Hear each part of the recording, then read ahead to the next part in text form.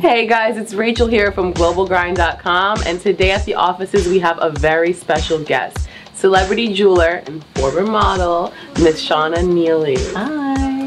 Alright, so if you want to just start out by telling people a little bit about your career journey and how you made the transition from the runway to designing jewels for celebs. I moved here from California in '95 and I modeled. And I did that for about 5 or 6 years. And then after that, it was kind of like, what am I going to do?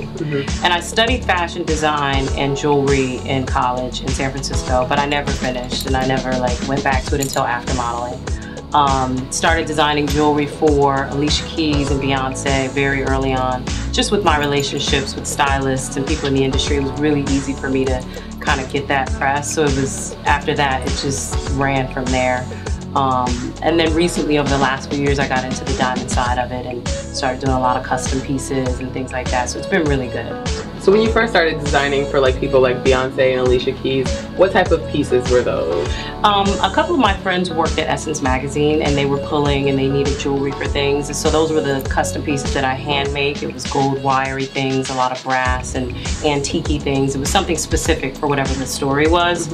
And so I just designed whatever they needed and it, went to print and then everybody wanted it after that. Being that this is the diamond, you made the shift to the diamond part of it. It's a predominantly white male business. How do you maneuver being a black woman in a business? No, that's a really good question. Predominantly the industry is Jewish and white, and culturally, unfortunately, they don't respect women or a lot of people of color. So it was hard to sort of gain the trust of certain diamond dealers and kind of get in. But when I came with the celebrities that I came with, and I don't like to name drop, but when I did that, a lot of them are thirsty to be around that element. So that was a way for me to kind of get in. So that was easy for me, but it's still tough today. Let's talk about trends in jewelry in general. What are some of the classic things that you always want to see, and then things that you want to see just go away? I'm a big gold girl. I love gold, bold pieces. I feel like they're never gonna go out of style. I love clean lines, something that's simple and chic. I love big statement pieces like what you're wearing, like what I'm wearing.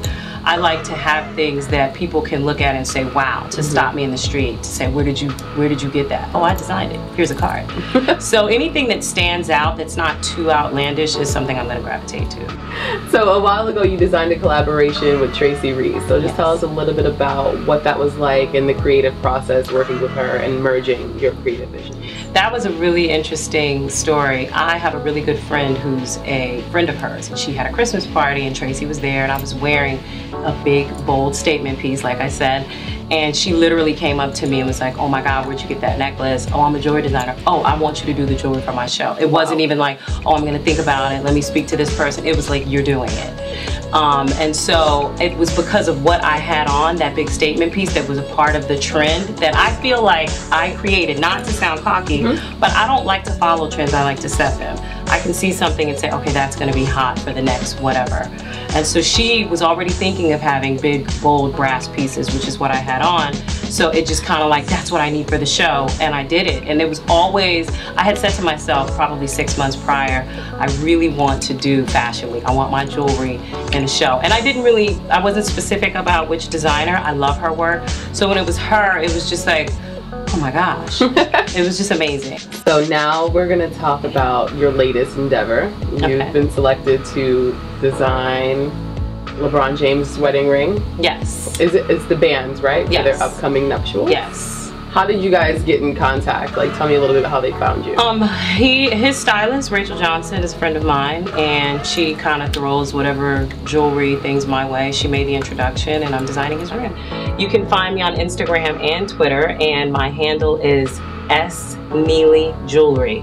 S-N-E-E-L-Y Jewelry. And you can have all these pieces and just hit me on email. I love to do things custom. And this is me, globalgrind.com.